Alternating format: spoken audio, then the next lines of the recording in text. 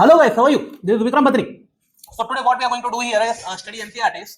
In what way? What is this series? Quick learn NCERT for the UPSC. How you are going to use this NCERT course is very important. Very important. So first thing what we are going to do. Who it is useful for? One, if you didn't read any NCERTs, you can watch this video, have a quick revision of the NCERTs, quick look at the NCERTs, then go and read. It will give you greater clarity. Because as we know, NCERT books are not made for UPSC, so we will connect the NCERT to the UPSC here and have a quick look at it. Second, if you already read the NCERT, you want to revision, this series will help you revise NCERTs very quickly, because our aim here is in 1 hour to complete one book of NCERT from 6th class to 12th class under 1 hour. So it will be very useful. One book under 1 hour, very productive, right? So that is the second. Third, whatever it is, basics are very important, right? I'll be keeping on asking a lot of questions during the session itself. So what you can do here is be interactive, get involved, answer the questions, comment, so that what happens, one of the best form of learning is getting involved in the learning process. So I want you to get involved. If you're just watching it, it doesn't matter. Like if you're just watching it, if you're not getting involved, it is not learning, right? It is not learning. So please get involved. Please answer the questions whenever I'm asking. Be very present. Invest your time. If you're investing your time here, invest it very purposefully with an intention, right? To learn and know that this will be very much useful for your exams, foundation, everything. Got it? So let's get into it. Yeah, let's start. So we are going to start with NCERT 6th class Polity, Social and Political Life 1. Yeah, it's better if you have NCERT book with you.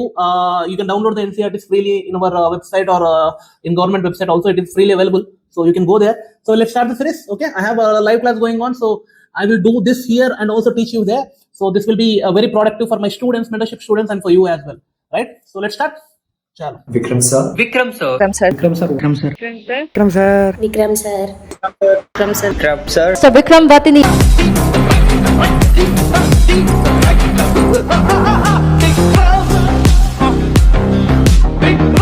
Yeah. So are you guys ready? So let's start. So first thing, the book we are going to read is Social and Political Life, Part 1, NCERT 6th class. Right? I hope everyone have your book in front of you, or just listen to me and write down quick points, make notes if possible. Yeah. So we are going to get into the chapter. We will divide this chapter as it is, because it's the 4 units of this chapter is already very well structured. Right? So polity, whenever you listen about the polity, the first thing that will pop into your mind is I have to remember all these articles, all these things that happened, for 73rd amendment. I have to remember what is amendment, what is articles. Do I have to remember for this particular freedom of this to this number? All these things you'll get into the mind, right? Where actually polity in UPSC for government exams, it's not about understanding, remembering these articles. It's about understanding the India's social and political life, people's life. I always tell you, it's about people, it's about the citizens, it's about the ordinary people, how their laws are affected, how laws are affected by their lives. Yeah, understand? That's very important. It is not about the complex articles or laws that have been done in India. It's about the core concepts behind those laws, how they are affecting the ordinary lives of the citizens. That's very important, right? So we are going to divide this book into 4 units, which is already divided into that. Unit 1 is diversity. Yeah, in unit 1 we will be learning what is diversity, why does it exist, how does it will lead to discrimination sometimes. Yeah, diversity, unity in diversity and all that. We'll learn about it, right? And unit 2 talks about government. What is government?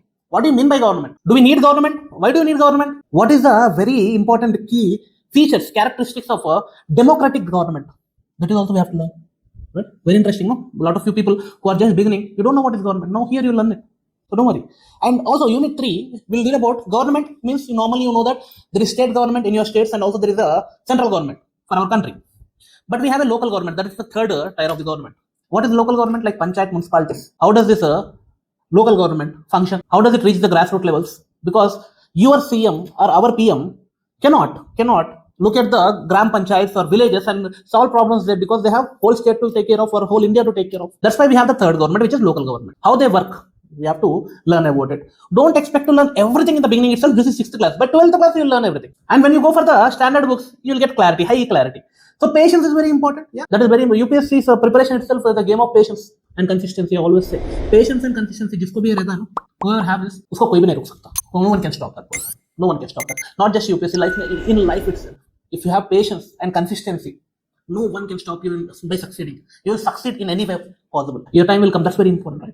So patience. Yeah. If you don't, how much you understand here, be satisfied with that and look for the whatever you're not understanding. Write them as the questions at the back of your book in your notes, so that later you can go back and research whenever you have time. That is also helpful, right? So unit 4 talks about livelihoods. What is livelihood? How are people earning, living in rural India, in urban India? How are they earning and living and eating and surviving? Yeah, below poverty lines. Yeah, people are very poor in India. You know that. A lot of people are very poor, and a lot of people are very rich. Why these richer are becoming richer, poorer are becoming poorer? These kind of things you all learn. So why we are learning about livelihood? Don't you think this is a part of economy?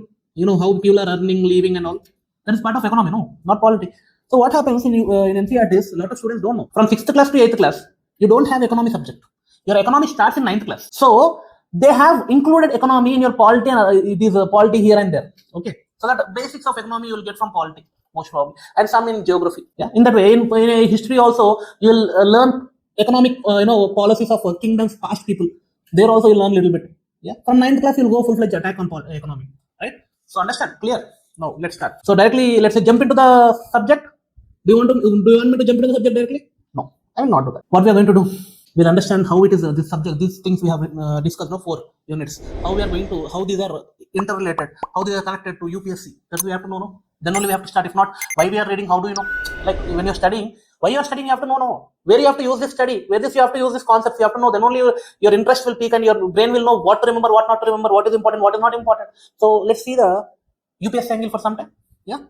So now let's get the prelims. You will not get any direct questions from these this 6th class NCERT in prelims. This is very rare. Very rare. Directly you will not have the questions.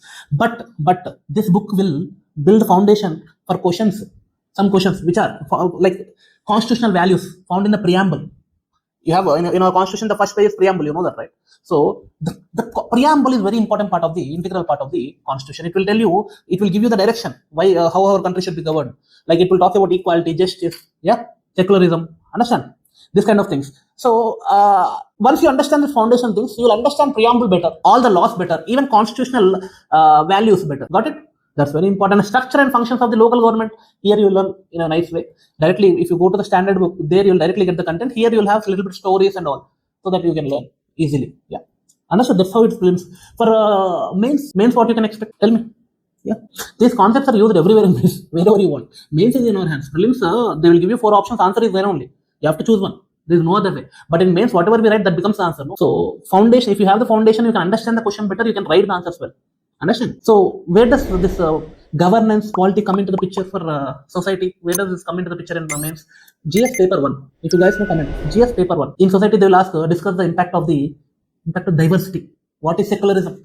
Directly, there is a lot of, it will become part of the question. Small part, critical. They will touch it somewhere, or even if they don't touch it, you can use it in the answer to justify your answer. You can use that. And paper 2, polity is in paper 2. GS paper 2. You know that, right? Analyze the role of the local government to penetrate the rural, grassroots levels. Issues faced by marginalized societies, sections in the society. These kind of things that can be asked. And in paper 3 also, economy is there. In paper 3, you have to read syllabus before you start all of this. I'm telling you. But you keep listening, you'll remember by default by me yelling this. This is a part of this. This is a part of this. 100 times I yell in my classes normally. This is where this is needed. I will keep on inserting this syllabus into this concept into your GS in your UPSC format. I will keep on inserting this. This is a concept, but this is how you have to use it for the UPSC. So you'll remember by default just by listening. Yeah. So don't worry about it. But again, I want you to work a little bit from your side as well. Just by listening, no one can become an AAS. You have to also work hard. Yeah, got it. In economy, what do you ask? We are talking about livelihood. There is formal and informal employment, right? Formal employment, you'll get salaries and you have leaves and you have security according to the company's laws, and the employees' security will be there. That is government. That is formal. Informal means daily labor is outside working. Daily for this much money, for that day, this many hours they'll work. They don't have any security. So informal sector. Yeah. Street vendors, a lot of people don't have security. Yeah, in this way, you understand what you can expect this how this lessons, this book can be used in your prelims and mains. Now let's get into the subject. Unit 1. What is Unit 1? Diversity and discrimination. From like I'm naming it in my own ways. I'm going to construct the subject so that it will be easy for you to understand and it will be quick for you to revise.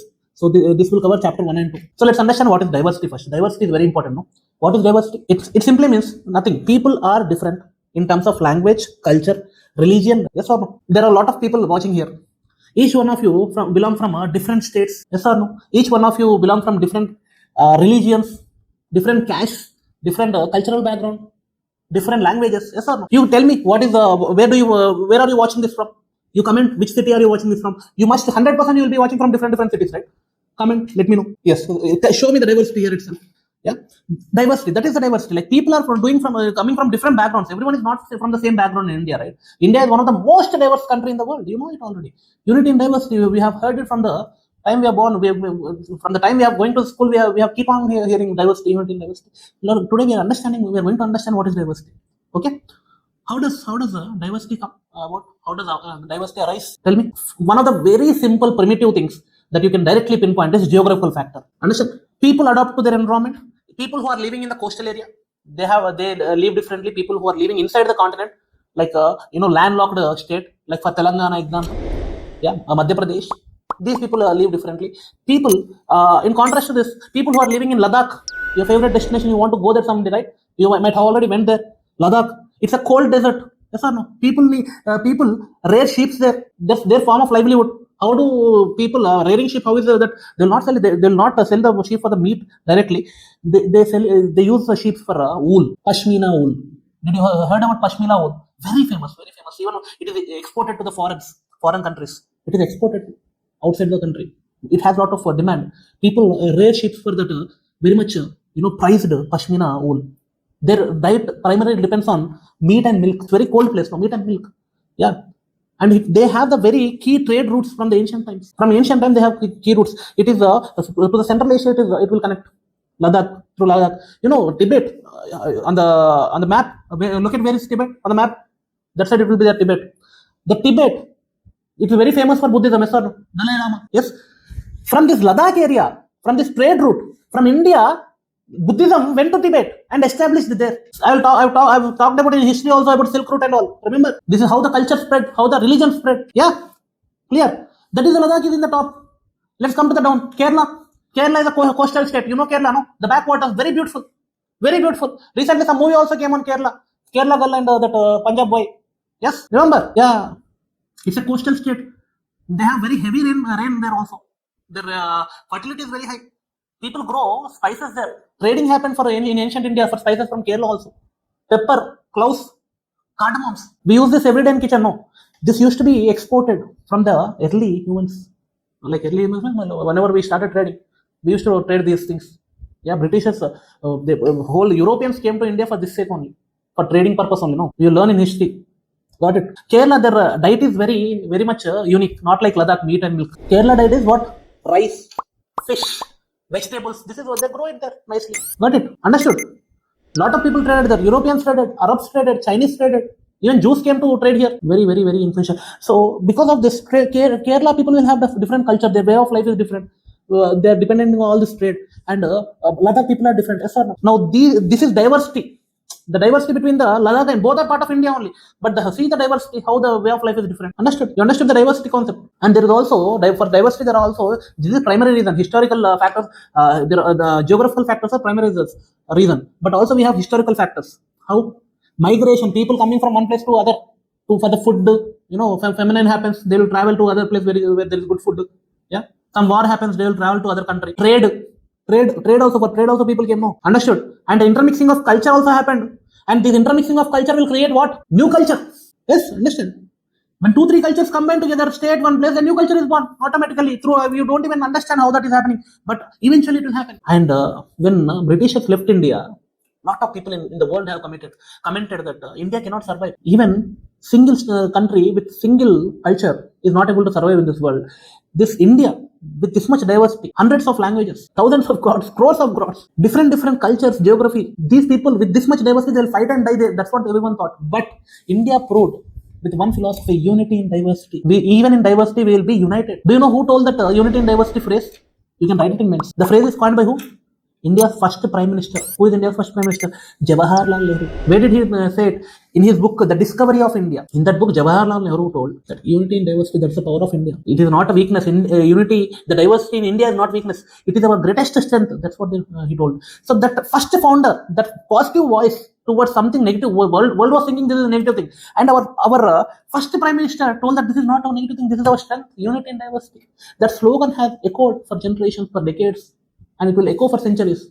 No one is going to stop India because we proved diversity also we can be peaceful.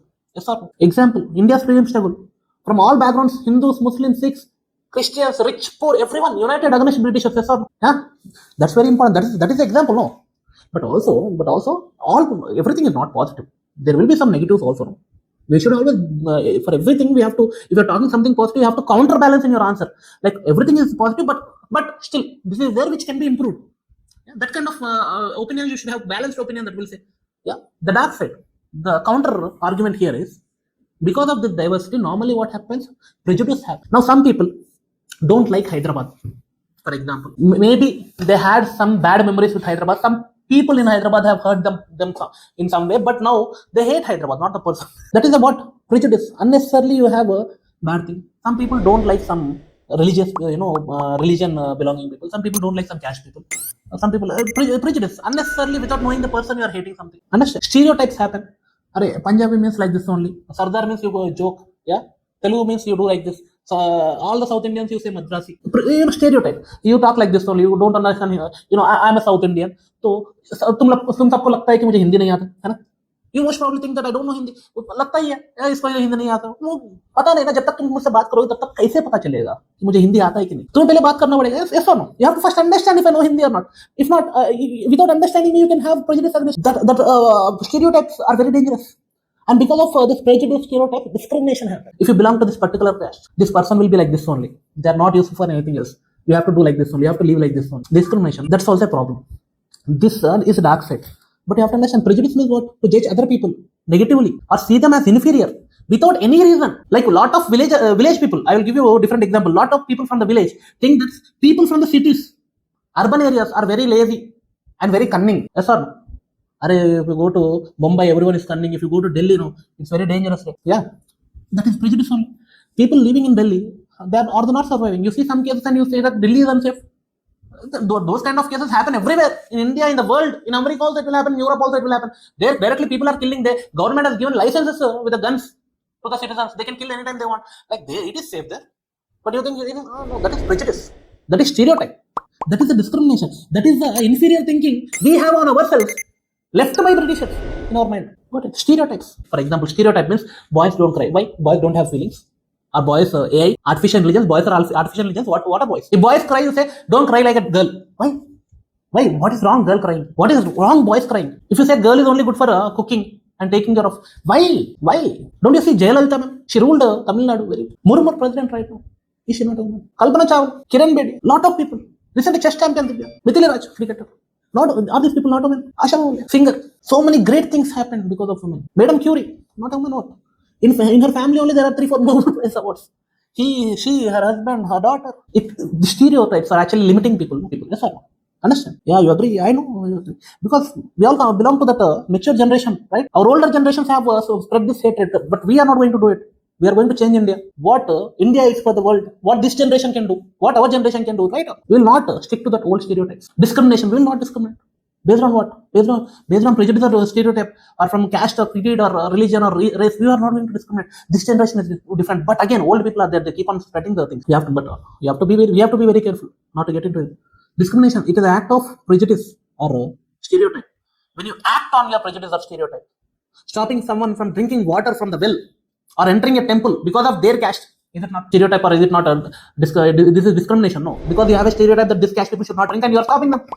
And water is the constitution has given you right to leave, drink water, which is freely available. How can you stop? Anyone can enter public places. Temple is a public place. How can you not?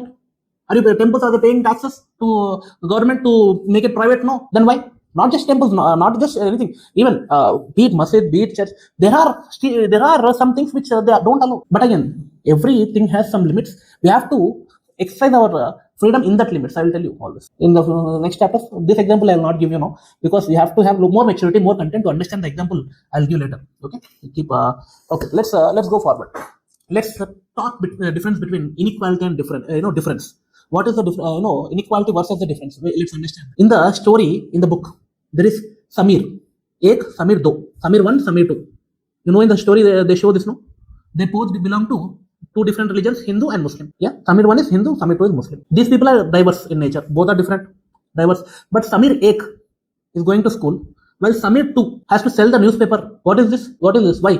Because he belongs to a certain community. Samir 2 should not be allowed to go to school because of their background.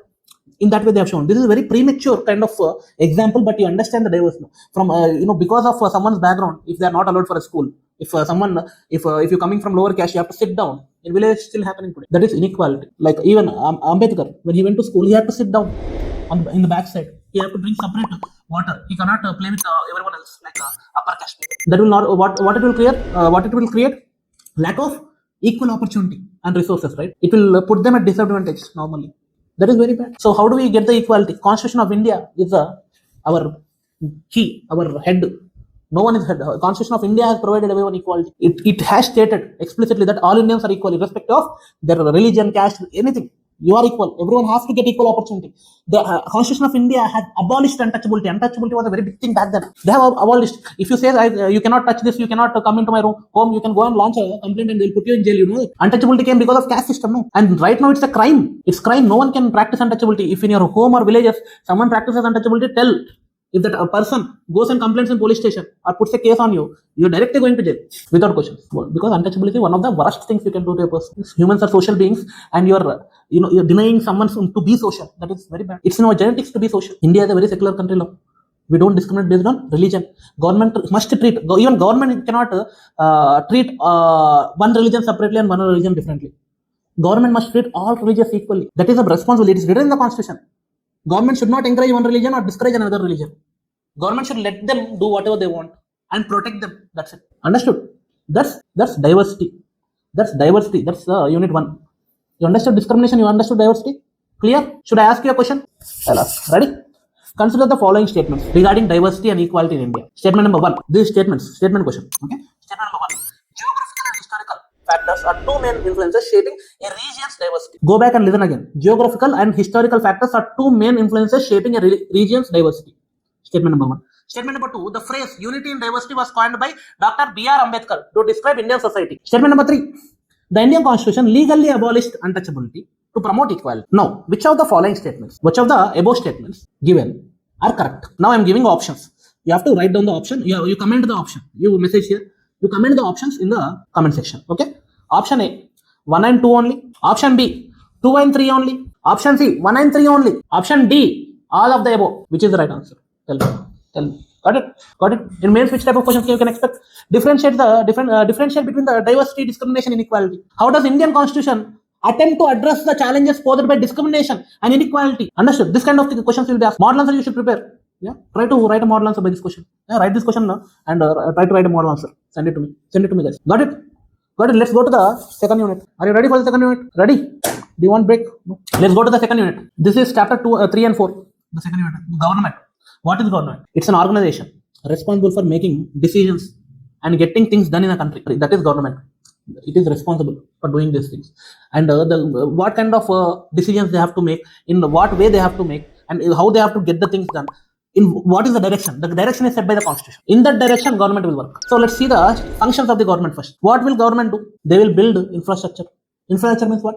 Roads, schools, which we can use and become prosperous as a country, right? Roads, schools, dams, wells. Yeah, this is also infrastructure. That is one thing. Second, managing the economy. That is also part of the government's initiative only. That is also responsibility of government. They have to manage the complete what? They have to manage. So they have to manage the economy. Controlling the price of onions, day-to-day needs. The government, along with the RBI, they will increase the interest rates. They will do a lot of things in economy will learn, through which they will control the economy, inflation, yeah, demand and supply, and they will protect farmers by putting some minimum support price. Yeah, in that way, these kind of things will help people who are ordinary citizens who are below poverty line to survive. Yeah, economy, controlling the economy to prosper also.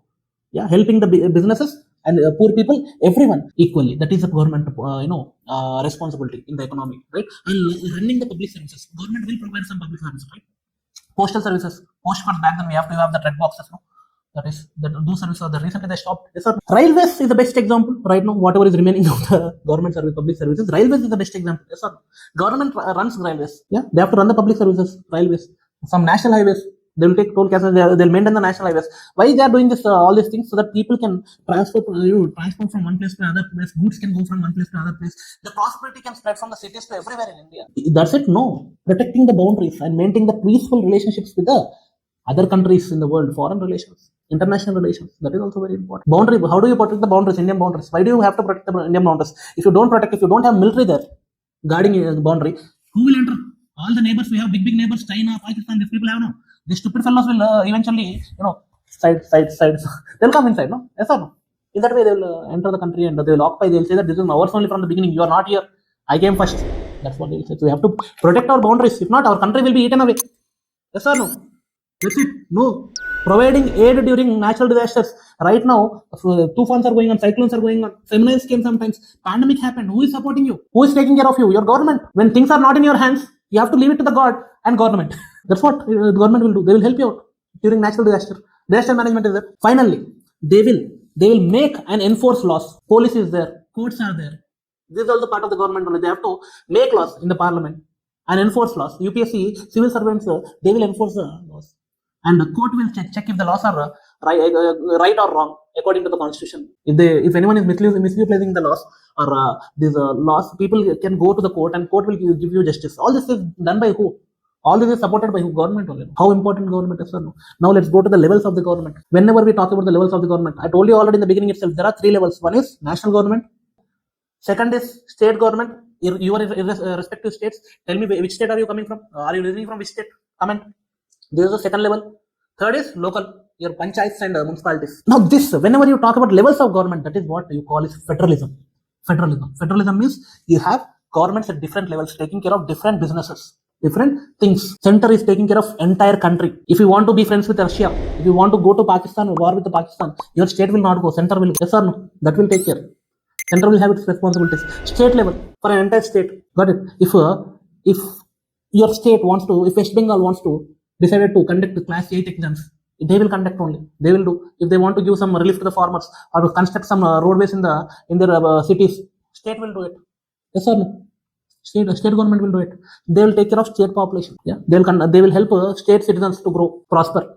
And local level, what about local level? For your village, for your municipality, for your town, locality. If you want to build a well in your village, a tank in your village, water tank in your village, a road in your village, who are you going to approach? You'll go to your panchayat or municipality. Sir, understood? This is what will happen. That's what local government. Understood? There is also, this is called federalism. Basically, I'll not go very deeply because it's not needed right now in the 6th class. But yeah, you understood the concept? Yes. Now, let's go types of governments. Let's understand the types of government. We have democracy, we have monarchy. These are basically what we'll learn today. Monarchy and democracy. What is monarchy? Monarchy means a country is ruled by the king or a queen, and that the daughters, sons will rule. Yeah, it is hereditary. The monarch holds the final power and does not have to explain his or her actions to the people. Not responsible. They will do whatever they want. What example do you have? North Korea, United Kingdom, UK. Monarch only, no. Understand? US monarch, no. US is democratic. India monarch, no. India is democratic. What about democracy? Ruled by the people, for the people, by the people, to the people. Democracy. The government gets its power directly from the people, and government is also responsible for people. And how do the government get people power from the people? Because people go to the elections and vote. Vote is that's very important, very powerful, because each vote will count. Each vote is one power given to one person. Got it? And whatever, if you are voting to someone and they become the leader, whatever they do, whatever the actions they take, they have to explain, justify it to the people. If not, next election they will not get elected again. Understood? They cannot do whatever they want. Got it? Now, democratic government, we'll understand for few key elements in the democratic government. First, in democratic government, there is participation. People rule themselves. I am ruling myself because I voted for my government. I have given permission for that person to rule me. Means I'm only giving the permission. No. Means I have agreed that you can rule me. Means I'm only doing it. So I rule myself. Yes or no? I agreed. The majority has agreed. That's how power works, democracy works. So people rule themselves. That is the participation. I go and vote. How I'm giving the permission? I'm going and voting. That's permission given to that person. There are types. Directly we can give the permission by voting in elections, as I told you. Every 5 years we will have elections in India, and this representative type of thing, whatever it is there, this is called democracy. This is called representative democracy. So each leader is representing the constituency. Constituency means the area. If Hyderabad is there, if Bangalore is there, if Bangalore people are voting to one leader and that leader, mayor or MLA in Bangalore, what they will do? That person will represent the whole of Bangalore, all the people in the Bangalore. Yes or no? What is that? Representative democracy. People are participated and elected a representative, and this representative is going up and doing all the things for the people. Whatever the demands people have, aspirations people have, he will go and get things done for the people. Understood? And one of the key terms you have to understand is universal adult franchise. Franchise means not this Domino's, KFC. These not those franchises. Universal adult franchise means universally all the adults have franchise. Franchise means voting power. The right of all adults to vote. And there was time where poor people who don't have property or education and women didn't have any voting rights. And that what is that? Then they had to fight and get the voting rights. That fighting movement is called suffrage movement. Suffrage movement means not suffering. Suffrage movement means people who fought for universal adult franchise. That is suffrage movement. Understood? And right now in India, everyone has equal voting power. Even you come from poor family, you become a woman, you be a man, everyone has equal equal voting powers. Yes, sir? Yes or no? Does anyone not have voting power? Yeah. If someone is in the jail, committed some crime, does a person have voting power? What do you think? Comment. Tell me. Yeah. There is also other ways to participate also. You can criticize the government. India is very free. You can criticize the government. You can tell that your government is not working. Government is waste. The current is gone. What you'll say? You'll scold your government. Arey, this current is always going. Stupid government. Next time I'll not vote. Yes or no? You are criticizing the government. You'll hold rallies. Arey, you told that you'll put your state PSC exam. You're not giving the notification. They're coming out and all students can go out and do the rally. Yes or no? You can take out a campaign. You can even go to social media and post against your government that why this government is doing like this. This is wrong. Recently in Bihar, some police person has done something bad and they have been removed. Some brothers and sisters are sitting and eating in the restaurant. Thank God they are brothers and sisters. If they were friends, so this policeman would have harassed those people. And thank God there was a CCTV camera there. The justice is served. No, people know. Now these situations make government accountable because people are raising their voice in the social media very critically in Bihar. Now Bihar government may fall because of this if the movement becomes big. So they will corrupt their ways, apologize, suspend the officer, and all of these things are happening right now. This is what democracy is. No? Those people are accountable to us. We have right to question. Until the day you question, you'll always get your things done. You'll get your justice in your democracy. Remember that. Got it? But you should not do it in the wrong way. You have to do it in a proper democratic way also. Understand? And in democracy, you have another feature: resolution of conflict. The government is responsible for helping resolve the conflicts also. Example: police. I have told you have done some problem, and we have government is resolving, suspending and all. Interstate Kaveri water dispute between Karnataka and which state? Tamil Nadu. Kaveri water dispute between Karnataka and Tamil Nadu. The central government has created what? They have they have created a water board and make them sit and talk it out and given the fair distribution. Now the problem has reduced a little bit. Yes or no? So state fighting, central government will help. Citizen state fighting, central government will help. Because government is responsible. That is what democratic government do. Third, equality and justice. These are two inseparable things. If you don't have equality, you don't have justice. If you don't have justice concept, you will not have equality. A democracy cannot function without both these two, equality and justice. The book itself, the 6th class polity book itself, uses lot of examples. In Africa, South Africa also, apartheid, the racial separation that happened. Black people should not, colored they'll say. Colored means black people. We should be like this. White, cannot enter into the white people places. Yeah.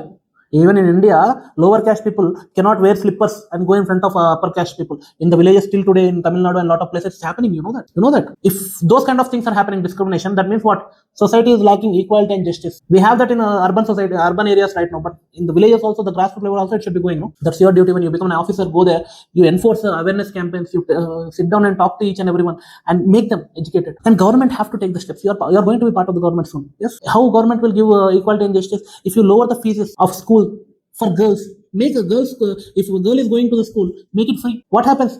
Girls should be sitting in the kitchen, getting married, cooking only. That kind of discrimination stereotype will go away. Because it's not costing parents anything, they'll send the girls to the school. Once they are educated, they'll become independent. No. This will promote what? Justice. Even ST, SC, lot of people are getting lot of benefits. Because if they were not given that benefits, they will be staying like that forever. That is inequality. That is injustice. That's why we are giving those things to them, particular sections, marginalized sections. Understand? That is the second unit. Let's go for the third unit now. Are you ready? Do you guys need break? Only 2 chapters are there. Let's finish it. Okay. Unit 3, local government and administration. Chapter 5 to 7, 5, 6, 7. This local government and administration. This chapter explores how the government functions at the local level in villages and cities. Let's understand the first thing. Rural government. What government does rural areas have? Panchayati Raj. In Panchayati Raj, you have Gram Sabha. Gram Sabha is the watchdog. They see everything. They are participants in the local government. Understand? This is the foundation for Gram Sabha. This is the foundation for Panchayati Raj system. It is a meeting of all adults, anyone 18 plus age with the right to vote, living in the area of Panchayat. That is Gram Sabha. Those people are called Gram Sabha. These voters are called Gram Sabha. Okay. It is a direct democracy. People will participate directly. They will come and say, yes, we will do this, and they will vote. And even on the topics also, like if you want this road or that road, they will vote there itself. And the thing is, decided. Very important key role Gram Sabha plays. Gram Sabha supervises the Gram Panchayat. Gram Panchayat, who are there? Elected people from the Gram. Whatever they are doing, their accountability is for the Gram Sabha. Gram Sabha is the voters. Direct democracy, not representative. Direct representative in Gram Panchayat is there, but Gram Sabha is also very powerful at the local government. They're directly participating in each and every decision. No, it approves its plans. If the Gram Panchayat has given some plans, okay, we will construct it well. Gram Sabha have to approve. Yes or no? Because if Gram Sabha have to approve each and everything, because it's happening at the lower level, accountability is a little bit less. So Gram Sabha becomes very important. Gram Sabha prevents Gram Panchayat, the president or Sarpanch, from misusing the money or favoring certain people, their family or friends or cash people. Yes or no? They have given the story also. BPL in the below poverty line list they have created in the story, I think, and most of the the Gram Panchayat has given all their families' names there, even though they have good money. Now Gram Sabha goes and questions. That's when the list is changed again. Understand? That is Gram Sabha power. Gram Panchayat, these people are doers. Those are watchdogs. They look at everything and cross-check everything. Gram Panchayat is the doers. These are executors. This is the elected body, elected for 5 years. Once you become a Sarpanch, you will be elected for 5 years. It's formed by elected Sarpanch, ward members, Sarpanch or Panch. Panch means ward members, and Sarpanch will be there. This is Panchayati president. So Panchas will be there, Sarpanchas will be there. One Sarpanch and five. How many, according to the population, they will divide Panch. Okay, ward members they will call. Understand? It's different for every area. Okay, according to their structure and their geography and their culture and their number of people, it differs. Got it? It also has a secretary, Panchayat secretariat. I think a lot of you people already know that you write that Panchayat secretary exam, and you there is a series. I guess I don't remember the series name. Panchayat secretariat. There will be some person who will be playing the Jitendra or something. I like the person. He is a very good actor. If you know, comment. That's this Panchayat secretariat. He is a government appointee. He is not elected person. What does this Panchayat secretariat do? The secretary, what happens here? The functions are the construction, maintenance of water sources, roads, schools, levying and collecting local taxes, executive government employment schemes like Manrega. Whenever this is happening, whenever Sarpanchas, the Gram Panchayat is doing all of these things, secretary look at it and keep the accountability if everything is going right or wrong. Understood? So there in the Panchayat Raj also, in the Panchayat Raj systems also, there are 3 levels. First level is village level, which is called Gram Panchayat. Second level is Panchayati Samiti. They have different names at different places. Don't get confused. Panchayat Samiti is block level, Mandal level or block level. Okay, Panchayat Samiti, also called as Janpad Panchayat in north. Yeah, and third level is Zilla Parishad.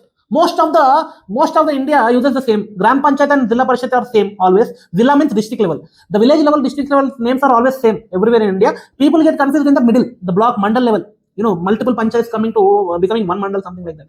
That Panchayat Samiti, the Samiti is confused. Block level they say. Village, block, district. This you remember. Block means multiple panchayats in one block. They will put according to the population. Understood? Now administration, you have to understand who is administrating all of this. SHO, police. Polices will be there. SHOs. Yeah. What is that? HSO means station house officer. Station house officer. HSO means station house officer. They maintain the law and order in that particular area. Okay, in the particular panchayat or municipality, they will maintain the law and order.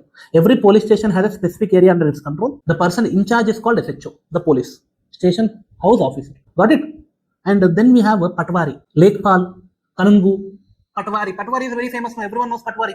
Yes or no? In your region, if these Patwaris are called differently, let me know.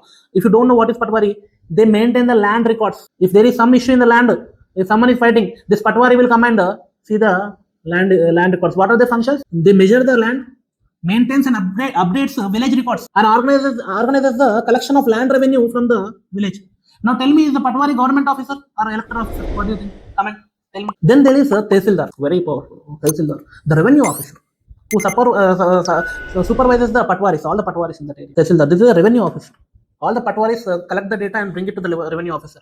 And revenue officer, this Tehsildar ensures records are properly kept and hears land disputes. Patwaris will just measure and update the records. And if there is any land disputes, this Patwari will take the dispute to the Tehsildar. Tehsildar will solve the problem. Understand? Clear? You don't have to go to the court. You can go to the Tehsildar also. If Tehsildar is not able to help, you go to the collector. If that is not able, you go to the court. There is a system. That's why local and state district. Yeah. Understood? Clear? Very important. We are talking about law, so I'll tell you one important law, very key important law. I will keep on adding some information so that it will not be a burden for you. You will have here, there, you will remember something, there you will remember something. It will become easy. A key law is the Hindu Succession Amendment Act in 2005. Hindu succession means what? From father to son or father to daughter, how things will. Normally before 2005, there was gender inequality. Sons used to get the property, not daughters. After 2005, the Hindu Succession Amendment Act has given, this is a major step for gender equality in India, as it gave daughters and mothers equal share in the family's agricultural land.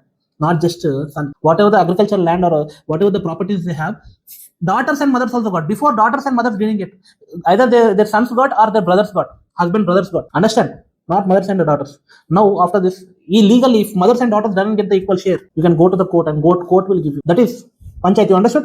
Urban municipal administration, let's understand. What is this? It's a municipal corporation. In big cities like Hyderabad, Pune, Mumbai, Delhi, Bangalore, you have what? Municipal corporation. You don't have Panchayat. Or municipal council is there. Municipal corporation. Corporation is corporate, big. No, corporation is big. So big cities, municipal corporation is there. For smaller cities, towns, you have municipal council. That's it. Because of population, we divide the municipal council and municipal corporation. This municipality is divided into two things. City is big, then it will become a corporation. City is small, it will become council. How does it work? The city is divided into different wards. Ward. Yeah. People in each ward elect one ward councillor in that area. For that colony, they will elect one ward councillor. And these groups of councillors form committees to decide on issues like water, garbage, street lighting, roads, everything. These people will decide, and these ward members will decide and vote on this. There are two types of councillors. You have to understand. We have councillors and ward councillors. There are two types: elected and appointed. Elected councillors, they are chosen. They make the decisions and the budget. They are chosen. How do they? I'll tell you how. And there are commissioners. Two C's. One is councillors, another is commissioner. Councillors are elected, chosen by the people. Commissioner is appointed by who? Government. Just like in Panchayat, remember, Gram Panchayat is elected, but also government has given a secretary, Panchayat secretary. Yeah, Panchayat secretary. Okay. From the appointed, those people are appointed. No. So there are two C's. One C is councillor, another C is commissioner. Councillors together, they will decide, take decisions where to work, and they will decide the budget. Commissioners, they are appointed. No, they come from the government. What does commissioner do? The commissioner and the administrative staff are appointed. No, their job is to implement the decisions made by the councillor. Whatever the councillors have, we want this road. This is the budget. They will give the permission. This commissioner and their staff will go and get the things done, implement the decisions. Understand? How do these people get the money? Now we told that in Panchayat they will collect the land revenue and all the taxes. How does these people get the money? Again, taxes only. The main source is property tax. Almost 25 to 30% of the money for this local government is earned not from the state budget but through taxes only. These local governments will take taxes at local level itself. Okay, and there are other sources also. They will take taxes on water. If they are providing water, you will get a water bill. If there is a hotel, you will get hotels and shops will have to take license and pay some amount. That also they will get entertainment like movie tickets. Whatever the entertainment is happening, whatever everything local government will have some tax. This is how they get the money. You have to put a board for your shop. You have to pay tax. For example, in Hyderabad, if I want to put a board for my institute, For IAS Academy. If I want to put a board, what I have to do? Some municipality person will come and say that okay, they will take the measurement. This much big board you have taken for each feet. This much amount. So 5,000, 10,000. 1 lakh rupees. The bigger the board, the bigger the amount I have to pay. Once a year or 10 years, they will put the rule. We don't know. Yeah, they can local. I told you, councillors will take the decisions and commissioners will implement the decisions. Understood? Clear? Unit 3 is done. Do you have any questions? Let's get into the Unit 4. The livelihoods. This is a very small chapter. If you are understanding, please let me know in the comment section how much you understood. Is it clear or not? If you think it's all good, then please let me know. Give it a like or a subscribe. It will help a lot for the channel.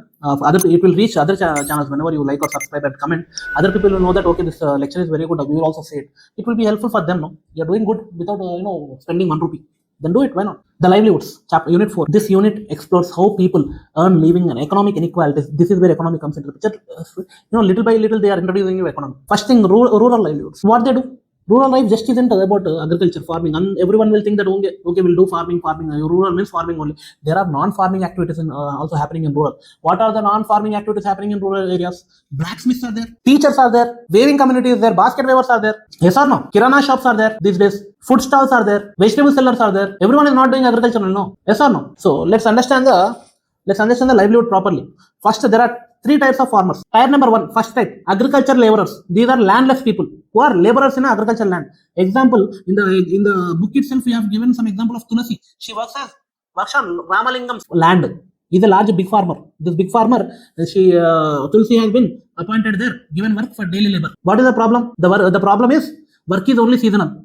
When the season is there, then only Tulsi will get the work. Only during sowing, weeding, harvesting. This leads to what? Low, irregular wages, seasonal employment, they will say.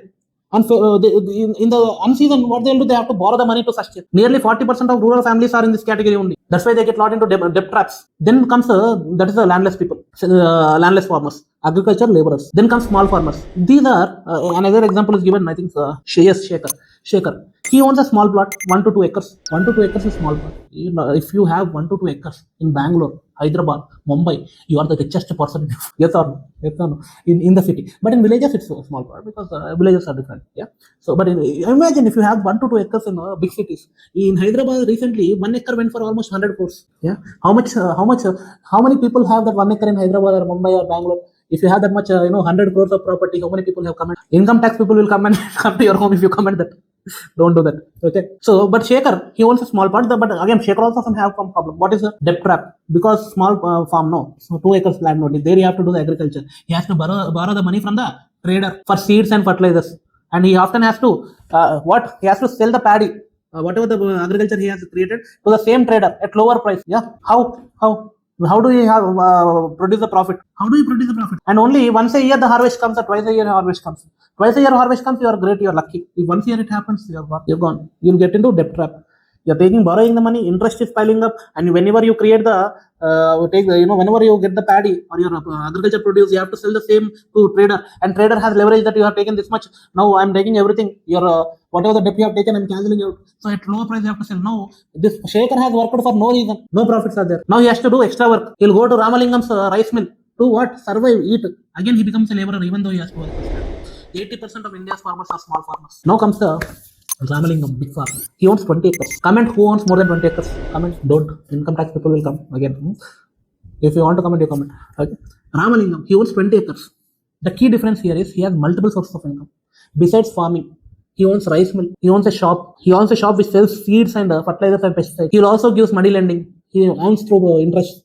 If someone is not paying the money, he will take the land itself directly and gain more land. And he will not sell his produce here because he has a lot of land. He will get a lot of produce. He will take it in a lorry and sell it in the market in the cities where he will get higher profit. When you have more land, when you have more money, when you have more resources, your profits increase drastically.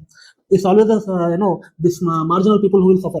But there is another form of this is agriculture type of living. Other kind of livelihood. Fishing is there. But these fishing people also they face what debt trap, borrowing from the traders during monsoon. When the fish breed, they have to feed, no. So they will borrow from the traders for the feed, for them to breed and become big. Again, once the catchment comes in, once the cash comes back, they have to sell it to the trader again at a lower price. Again, same whatever happening in the fishing. There is other type of things. Terrace farming.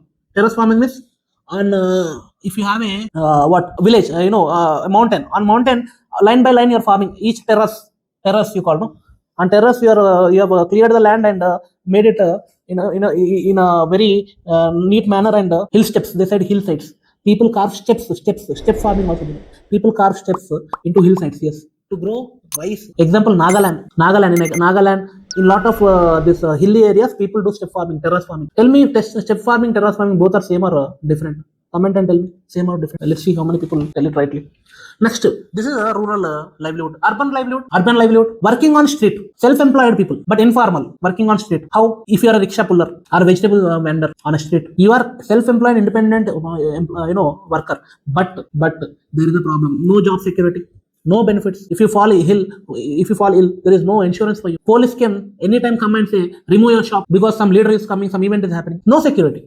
That is the problem with working on street, self-employed, informal sector. And people who are working in a market, they are self-employed farmer. Right? What? A market means what? What kind of market? That people call if there is a shop, government shop, if there is a clothes store, if there is a kirana store, which is a little bit formal, they are self-employed but also employ others. These people are self-employed, the shop owners. Their shops are permanent, have license from the municipality. They put the license. They have a little bit of formal settings. If they have any problem, they will get a timely salary. Salary people, self-employed formal means salary. You have shop and you also employ others, and you're doing things in a proper government manner. Okay, you have a proper shop. That's kind of things. Yeah, it's a permanent setup you have. And third is casual workers, informal, working in a factory. For example, there is a cement factory. You go there day to day, and they'll pay you on day to day basis. She's a casual worker, daily laborer, employed only when needed. When the season is peaking, they are daily labor. But again, there is a problem. Very long hours from 9 a.m. to 10 p.m. also people have to work. Very low pay, no job security, no benefits. Can be asked at any time to leave when the work is done. And then you have to go and find some other livelihood. That's why most of these people live in slums because they don't have any proper shelter. And there is a labor chowk, a place where daily wage laborers, you say adda, labor chowk, a place where daily wage laborers, masons, helpers, painters, wait with their tools and everything for hire. for that day. They take 500 to 800,000 based on their skill for that day. They'll go in the morning until evening, until the work is finished. They'll sit there and work and come. Understand? Those are called in English what we'll call labor chowk. Chowk means a place where labor go for daily wage works. Okay. And fourth, working in office. This is better. Permanent worker, formal sector. If there is a big company, in that company someone is working as a software employee, marketing, marketing manager or a sales job, that person is having some government security benefits. That person have permanent job with regular salary. They will have, they will get social security benefits like savings for old provident fund. They will have. They have paid holidays. Every Sunday is a holiday. Annually they will have some leaves, medical leaves, paternity leave, maternity leave. Understood? Paid sick leaves they will have. This is the livelihood. This is the fourth one, is what where we have to go. All this informal sector we have to convert into formal sector. That's where people will have more security. Yes or no? That's the goal. When you become an IAS officer, you have to take everyone from the first three categories and put them in the fourth category as much as possible. Got it? Third, fourth, second is also good. Working in a market, employment, whatever formal sector is there, put everyone in formal. Because in formal sector you'll have a security. Everyone needs security, right? In India, that should be our aim. Understood?